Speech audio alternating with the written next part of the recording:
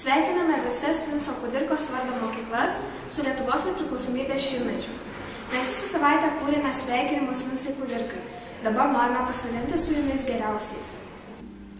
Kudirka visuomenės žymus veikėjas ir meno mėgėjas ir geras šokėjas, nors mirė jis dar žilo plauko nematęs, poezijos viltį jau buvo pastatęs. Vincui ir moksluose vargo nebuvo, ir kunigo darbo taip pat šiek tiek kliuvo. Eilėraštis pirmas Aušroj spausdintas, Kudirka didžiu žmogumi pripažintas. Dar būdamas jaunas susirgo liga, pasiglemžė Vinco gyvybę džiova, bet štai jo eilėraštį himnu vadina, Kudirkos dalelę širdyse augina.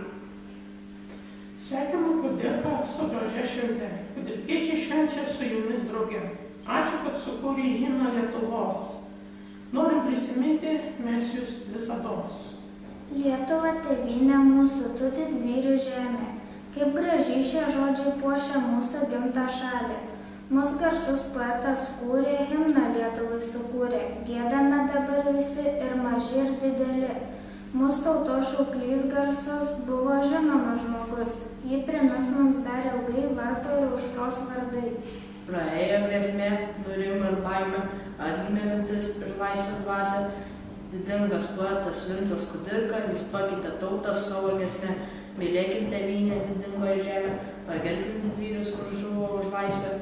Giedokime giesmę, kurią mums sukūrė didingas poetas, garbingas žmogus. Istorijoje mūsų jis paliko gilią žymę. Kudirka, Lietuvos dvasia. Tikėjo laisvę ir šalies stiprybę, žmonių jos, protėvių galia. Varpo bausmumą tulę žemę kėlė, iš priespaudos į laisvę kvietė eit, nesykį skaudžiai širdį gėlė, bet jis žinojo, išauš aušra jau greit. Rašė, kūrė jis lietuviškas eiles, nepabūgo nieko, net užaustos spaudos. Ir tyliai sakė, jog Lietuva yra, taip tai Vincas Kudirka.